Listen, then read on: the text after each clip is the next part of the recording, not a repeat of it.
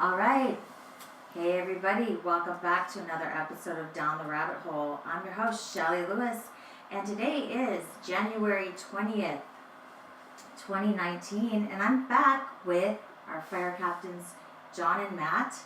And for those of you who have not heard the interviews on YouTube, please go to Supposedly Shelly for the first 3 interviews with John and Matt regarding the Paradise Fires.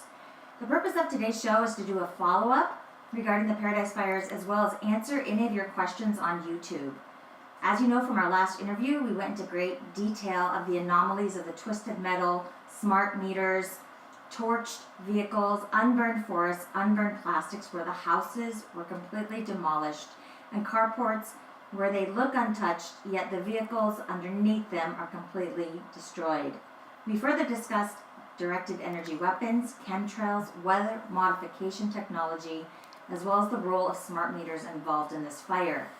John and Matt also reviewed their findings in similar fires, such as the ones in Santa Rosa, the car fire, and the Mendocino complex. The purpose of today's interview is really an addendum to our last interview to tie up any loose ends, as well as additional findings relevant to the fire and similarities to other fires. We will address some of the questions you asked on YouTube, and then we'll have another some more of clarifications, as well as some additional information on the fire. So I want to thank you guys, John and Matt, for being here.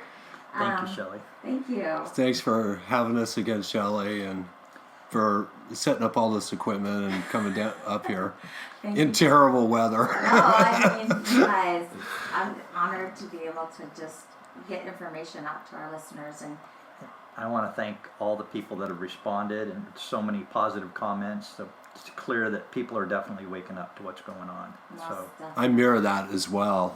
And the way I run with these is I try to get in and review the different comments and try to get feedback to people. So some of what we're going to clarify today we scooped up from comments and questions that people had. That's great, So, John. but I'd really like to thank everybody for following the work that we're doing. Definitely, and people are really waking up to saying, hey, this could happen anywhere. And the fact that we're getting the word out there really gives people a voice to be able to stop this madness and alert other people of what's happening, for them to wake up. Yeah. it gives them a different set of eyes too, when they start seeing these fires and some of the devastation or whatever. They're going to be coming from a different angle now, having this information. So whereas they might not have, they'll see things a little different, Most definitely. Well, I want to just let you take it away with some of the questions. Put me on the spot, just like that. Let you guys take it away. What I would like to say before I start is that this is an addendum, okay? It's points of clarification on the first 3 videos that we did. So it's probably not going to be tied together as well because it's based on the feedback and whatnot. So before watching this one, I would recommend to anybody that's interested in the subject matter we're going to be talking about to watch the first 3 videos that you did. Right, and they can get that on Supposedly Shelly. That's on YouTube, SUPPOSEDLY, Shelly, SHELLY. As well as, I think Brighteon is, no, not Brighteon, but what was the War Room? Kind of picked up a little bit of the... Oh, on Alex Jones? Alex Jones. Infowars? Yeah. He referenced you, and Greg Reese from Alex Jones put together a great video also, about a 5-minute video, Right. and he referenced the work that you've done with us with the other 3 videos. But the other 3 really go into in-depth, it lays the foundation.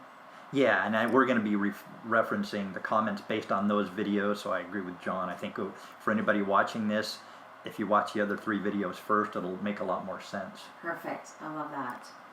Okay, so... And then a note on the pictures is that when Matt and I were doing forensic investigation up there, we went up there 3 different trips. We went up the 2nd, the 7th, and the 14th. So 3 different trips up there. And most of the pictures that Shelly has used in the previous tapes were taken by me, and they were actually evidence that we collected during our survey up in Paradise following the fires. And one thing I will add right now that we negated to mention, that we should have mentioned, was 2 of our 3 trips up there, we were actually with Deborah Tavares and her husband Lou from StopTheCrime.net. And it was Deborah's husband Lou that actually found the cabinet with the melted smart meter. He's the one that actually opened it up and found it. So it was just an oversight on our part, but they were definitely with us 2 out of our 3 trips and a big part of our investigation. So I just wanted to get that on the record. Right. So StopTheCrime.net. Deborah Yeah. Tavares has done extensive work absolutely. on geoengineering. And it was because of her work over the years of understanding the dangers of smart meters that I even had an awareness. She has probably done more than just about anybody of researching the dangers associated with smart meters. And so I just wanted to get that out there, because without having listened to her over the last couple of years about smart meters, I wouldn't have even been on my radar. Huge shout out to Deborah Tavares. I mean, she's a real trailblazer, truther. She and her husband, I mean, countless hours of what they've dedicated to being truthful, being a truther out there. And we're so thankful for her. So thank you, Deborah and Lou. It's Lou, right? Yes, Tavares. yes. Thank you Yep. guys so Yeah, much. thank you, Deborah and Lou. Deborah knows more about the influence of the role of smart meters and what's going on than I know, and I'm pretty sure she knows even more than Matt knows. Oh, absolutely, absolutely. So her research, she actually looks for source documents to back up what she's doing. So her work is outstanding. One of the best interviewers I've ever met, and just incredible journalist, and just not afraid to get in there and ask questions. And she's got a tremendous way with compassion, and I just really can't say enough of great things about. Yeah, they were with us. I mentioned the 3 days that we were up there, and they were with us on both the 2nd and on the 7th. So Excellent. Okay, thank you guys, and we'll put up a link on how you can listen to Deborah Tavares and follow her on YouTube. I think she has a website. I don't know what her YouTube channel is. So she has actually several websites, and I won't know all of them, but one is stopthecrime.net. Another one is primarywater.org. Okay. And she has another one that, I'll probably get it wrong, but it's something like smart meters kill, something to that, Okay. something that effect, or smart, I probably have it wrong, but I'm sure you can find it. If you go to, And if those pictures weren't something that just stopped everybody in their tracks, I mean, that melted smart meter in the steel case was like, wow, I got so many comments on that alone. That is just the smoking gun. the smoking gun, that is one of the reasons. one of the causes for sure. Yes. Absolutely. And I like that you said that, Matt, because there were other things too that contributed to this. So we'll clarify all that Yeah. in the next hour.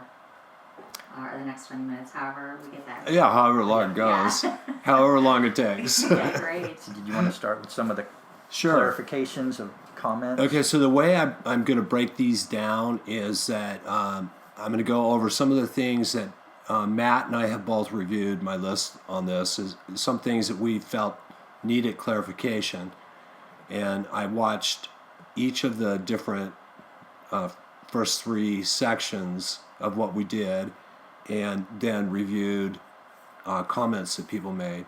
And again, thank you for everybody for all your well wishes and wishes regarding our safety and whatnot, and for all the positive feedback. So the first one I wrote down from session 1 is that we had talked about the melted glass phenomena, and I wanted to clarify a couple of points with that. In the automobiles, again, they were completely toasted, completely decimated, just burned out shells, just burned down to the body and the steel components. Matt and I, in our experience on a normal car fire, that there's not enough heat generated to cause the destruction to the windshields that we saw. So we had talked about the range of glass melting, 26, 27, 100 degrees, right around in there. And then the 3 of us went back and forth with it and bouncing those numbers around for clarification. And what I wanted to clarify is that I was able to find some evidence of glass totally melting, so it became molten, and that the glass in the cars that we showed in some of the pictures was literally at a pre-melting temperature, because the glass formed over what it fell across. So it was literally at a pre-melting temperature. And it's very, very unusual in a normal car fire to develop enough heat to cause the glass to perform like that. Do you want to add anything to it, Matt? No, I totally agree. I agree with that. So I want to clarify that point. So we're talking a vehicle fire that was at least in excess of probably, I don't know, over 2,000 some odd degrees to get it hot enough to be in that pre-melting phase. So that's the first one. Okay, so we're saying that is usual with a car fire or unusual? No, in a normal car fire, you would not see those types of temperatures.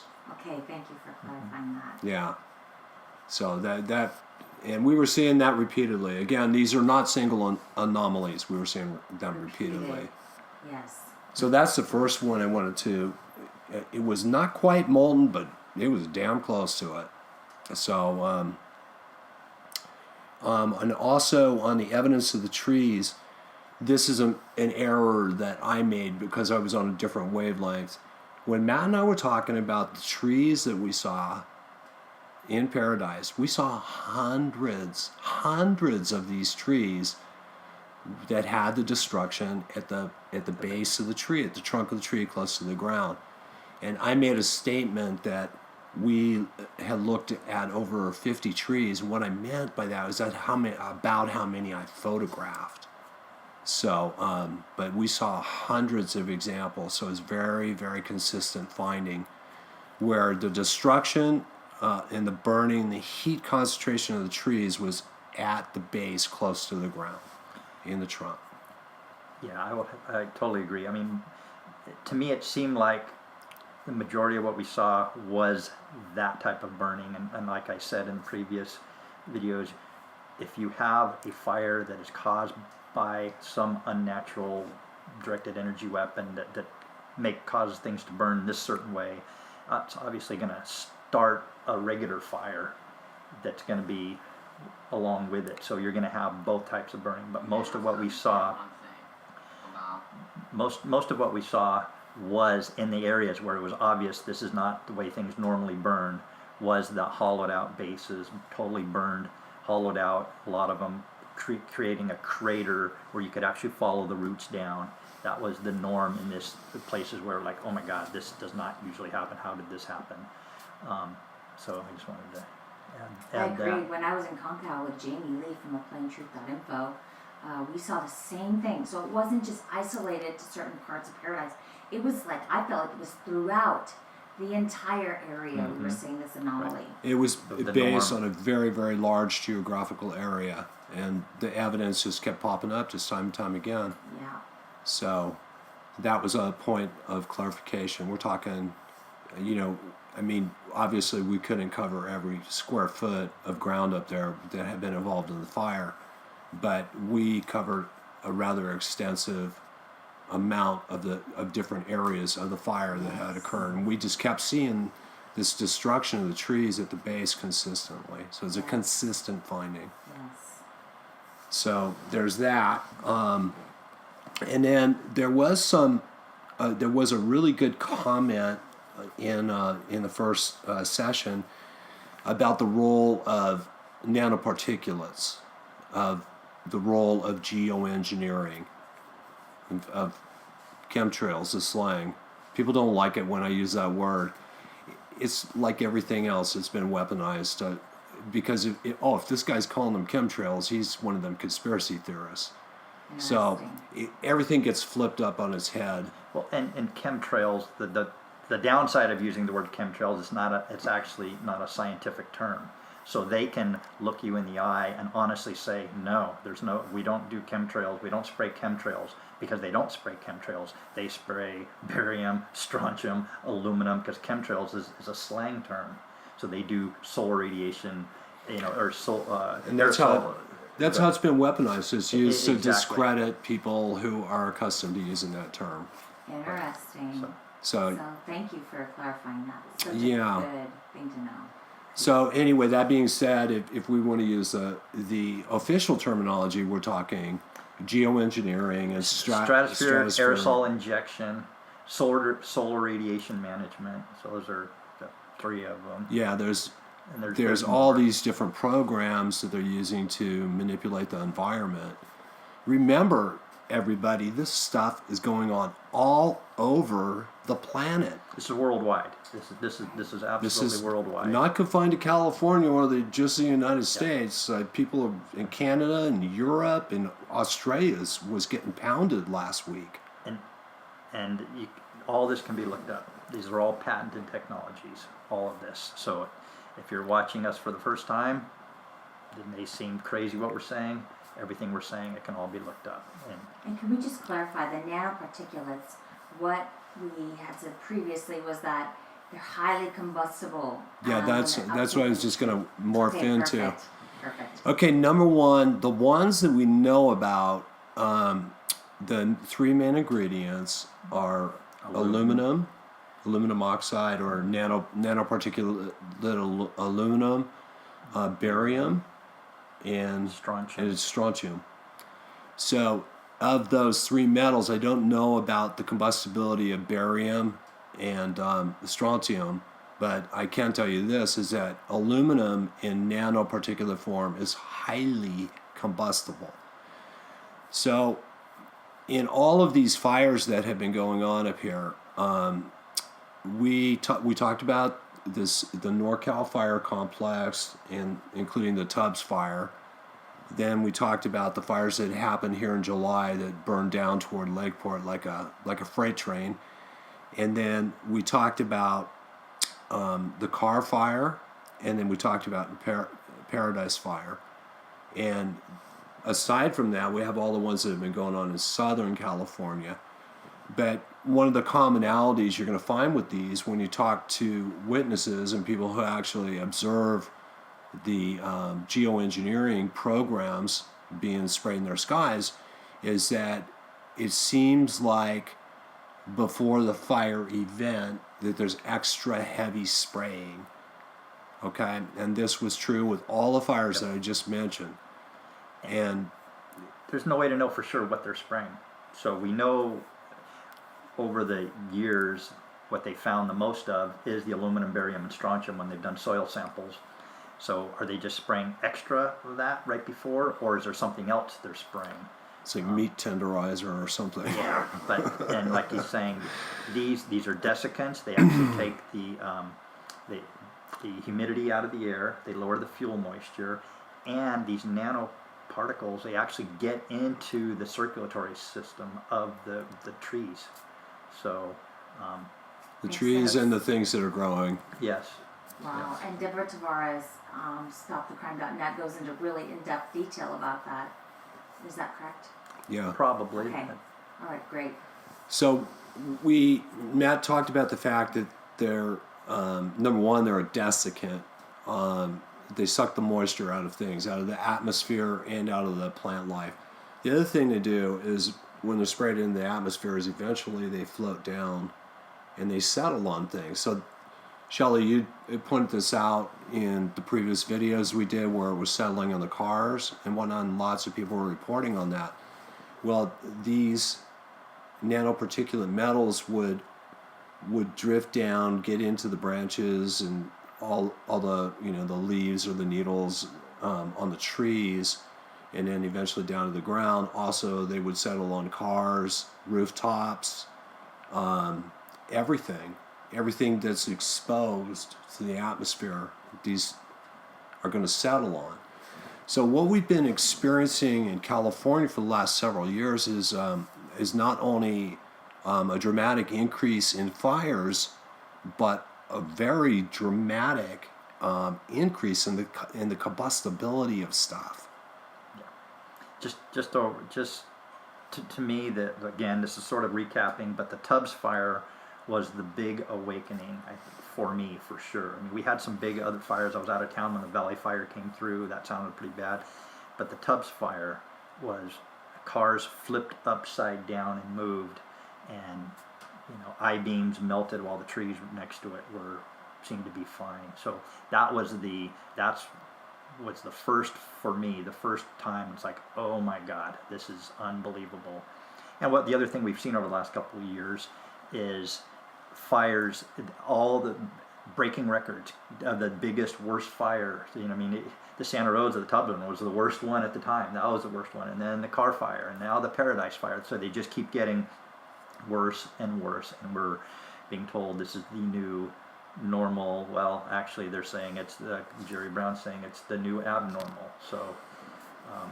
Right, so get used to it, get prepared, guys, because it's going to keep getting worse. That's what they're saying, and at the same time, all this is going on. Yep. So back to other comments.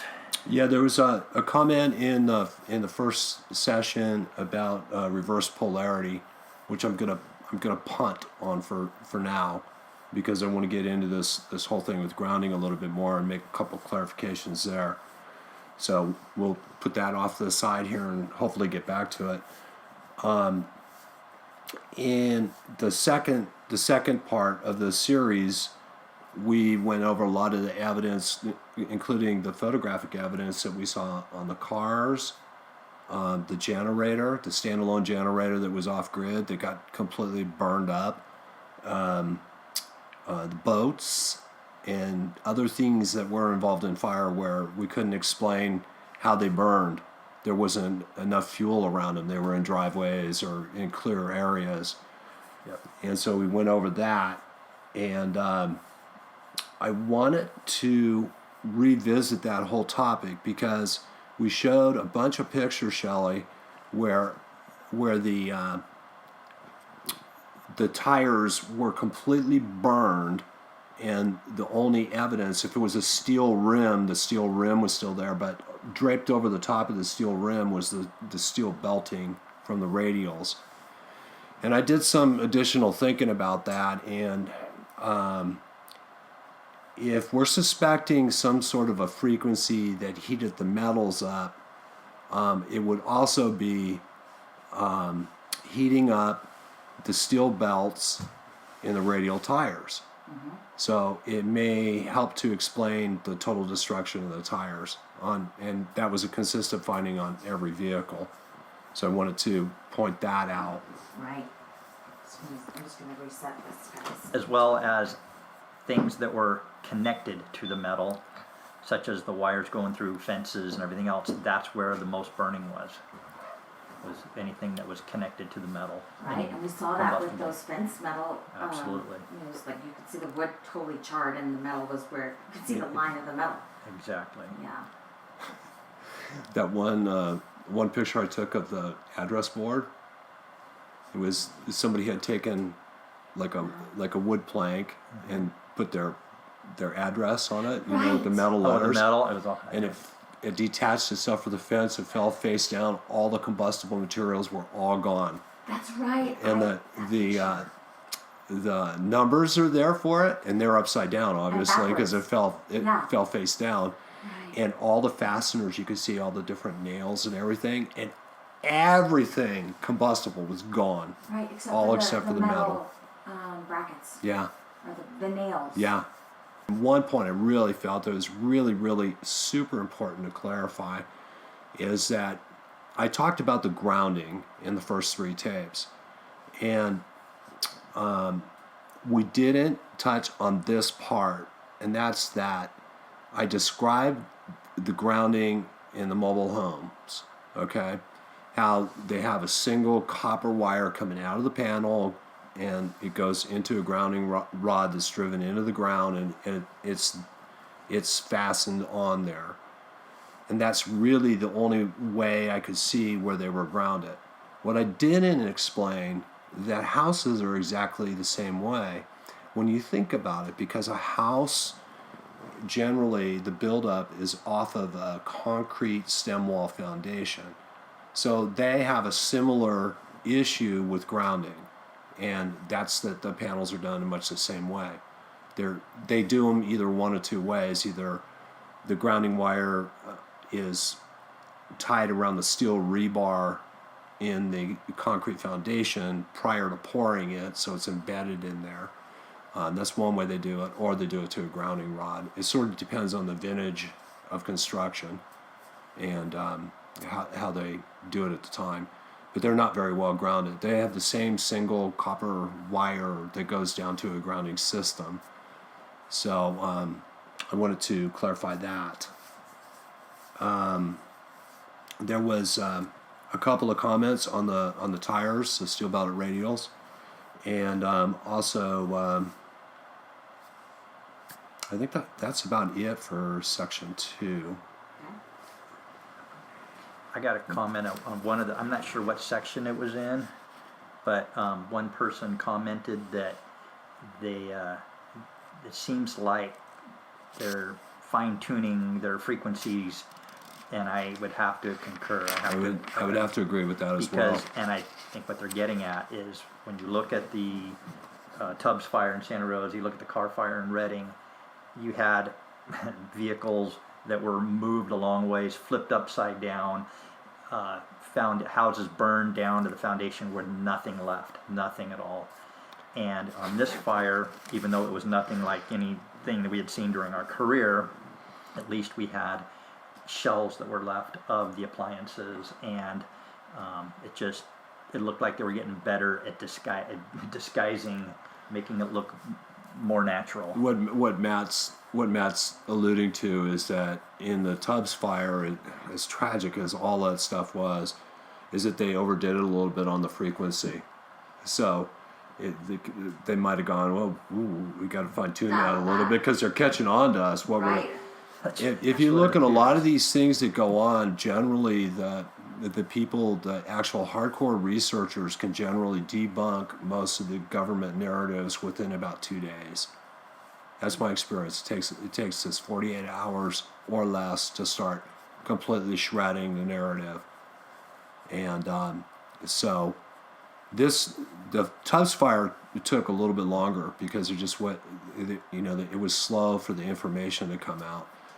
But the total destruction inside of those foundations of appliances and everything else that was in there. Countertops, Matt and I have never seen anything like that in our career. Well, they just don't get hot enough to do that. It takes so much heat to be able to get rid of everything down to, the appliance, an oven gone, a toilet gone. I mean, that's what was gone in Santa Rosa, the Tubbs fire. The toilets were gone. Where's the toilet? I forget what the melting temperature for porcelain is. I think it's over 3,000 degrees. Wow. So this one, they did a better job of not doing that.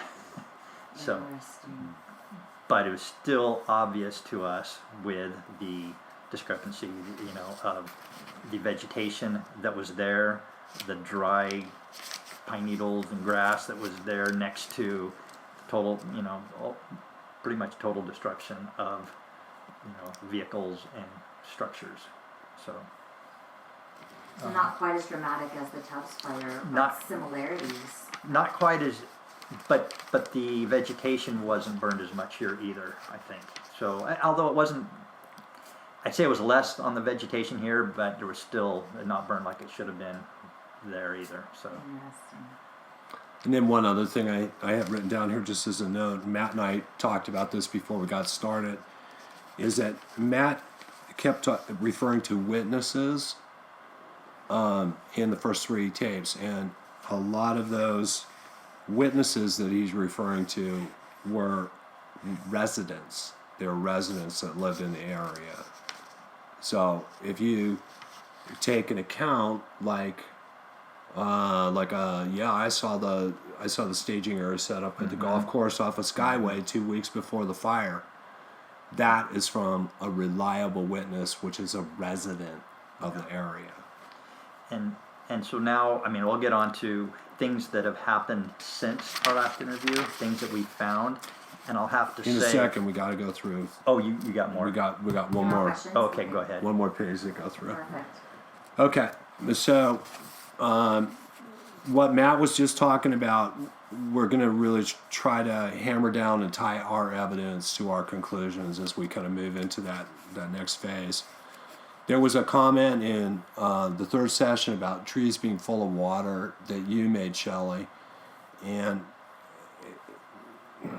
keeping in mind that the geoengineering programs are a desiccant to the forest, is that generally the way I would expect to find those fuels up there in the forest, knowing what I know about geoengineering, is I would expect to find them on the drier side already because of the geoengineering programs and the spraying. So there's not a magic reservoir in trees where they're full of water. What we generally look at is the fuel moisture content. Yeah. So, and trees are considered 100-hour fuels. So, for a tree to react to lower humidity takes 100 hours of exposure to that lower humidity for the tree to draw down and to match that humidity. And the smaller, lighter fuels are much more responsive to low humidity. But I would expect that even as much as a day prior to the fires up there, that I would expect to find those trees that were involved in the fire up there desiccated and low moisture content. You in agreement with that, Absolutely, Matt? absolutely. Okay. So I want to kind of reinforce that. Which begs the question, if they're actually in that state, how come the forest didn't burn worse? Well, and that's the question. That's one thing to call it a forest fire and then to see cars completely demolished, glass And that's been melted. and my whole thing all along is the conditions were not epic for a forest fire. That's my conclusion, is the conditions weren't epic for the forest to burn. Otherwise the canopies would have been burned. There was an external factor that was Some kind of an external factor. decimating the structures, while the forest appeared to be more of an exposure. Because I'm not in disagreement with what Matt's saying, but my point with it is that with the geoengineering programs going on, I would have expected the trees in the forest up there to be dry on the drier side and on the low humidity side, and to react much worse in the fires than they did. Right, to say that there's so much water in these trees, I mean, we've been told for the last few years that we're not watering our grasses anymore. These trees are, it should have just gone up like a cracker box, but that's just my opinion. I'm not an expert by any means, but to me, people say the full of water, it just did not make sense. And don't the roots typically have the most water? Right. Typically, Yes, yeah. Yes. Okay, and so we saw these roots completely. Yeah, burned up, so the roots burn much better than the exposed above ground where the heat source was. The ones that are protected under the ground burn the most. Right. Where they don't have good access to Yeah. oxygen and I mean, all that stuff. yeah, it's not natural. Okay, so this next one is, I'm gonna let Matt start with it, because I wanted to make a clarification on the winds, because we were kind of doing this three-way thing, Oh, yeah. and it kind of got lost. Yeah. Our different points got lost. Yeah. And so Matt's going to start off talking about how a wildfire creates its own weather system, and when it does that, when we generally see that. Right. So, yeah, there was a little confusion last time, and there was discrepancy of when the wind, were there winds, were there not winds. So, for a fires will, when they get raging, they will create their own winds, but they have to be established and be really going cooking really hot. And what that does is it gets, when you have a fire, it creates a convective column that goes up. And so that has to draw all the air from horizontally in that way. And so you get this convective current. And with that, that's how you get these winds. But it takes a long time, and they'll start creating their own weather too. I mean, so, but that's well into the fire. And so if people were talking about winds, I think I confused the issue when John was talking about winds, and I said, well, they can create their own winds. Well, he was talking about some heavy winds at the beginning of the fire, and absolutely fires at the very beginning, at the incipient stages, they don't create their own wind. So for a fire to create its own wind, it's after it is really raging. That's when it'll start creating its own winds and create own fire behavior.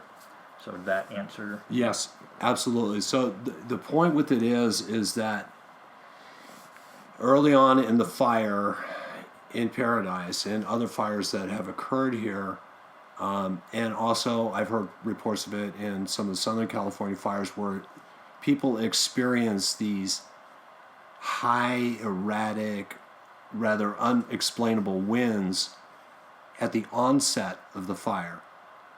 And so the question would be is what's causing those winds, because the fire has not developed enough to create its own weather, because we're talking at the start of these fires. And my point is that these high erratic winds that have been reported on a consistent basis seem to accompany this theoretical use of directed energy weapons at the beginning of the fire. Those have been reported consistently through multiple fires. So I wanted to make sure I clarified that, because it got a little bit muddled. And it's definitely not caused by the fire. So that was a separation there. Right. What he's talking about. Same thing happened at the Tubbs fire. At the very beginning, when fires were happening, the winds were crazy. My sister got to experience it firsthand. Her and her boyfriend were up here, and the night that the fire started, they drove out here about 5:30 in the afternoon and drove down through Napa Valley. And those winds were there already. She would literally report that they were getting blown all over the road, driving down through Napa Valley. And for clarification, how do those winds get so crazy? Well, there's the question. That's and a $64,000 question. Back to when you start learning about all the different tools at the disposal of whoever is doing this, creating weather, modifying the weather, managing the weather. They're out there. They're able to create high pressure zones, low pressure zones, move the jet stream, and all this is documented that can be looked up. So that seems to happen every time. HARP, weather modification. NextRad, yes, all of this. Right. Yes. So. Great. So the point being is that there were winds prior to the actual fire starting, and then once a fire actually gets going, the fire will create its own wind source as well. So we're just clarifying those two distinct points. Great. So that's about it for clarification items that I had. Do you have anything else to add to that, Matt? No, I don't think for clarification. I think you've done a pretty good job. Thanks so much for listening to Down the Rabbit Hole with Shelly Lewis. Stay tuned for the next hour. We're coming back with John and Matt regarding more of the Paradise Fire. You're listening to FERlive.com, The Ferret. Tune in for next hour. We'll see you soon.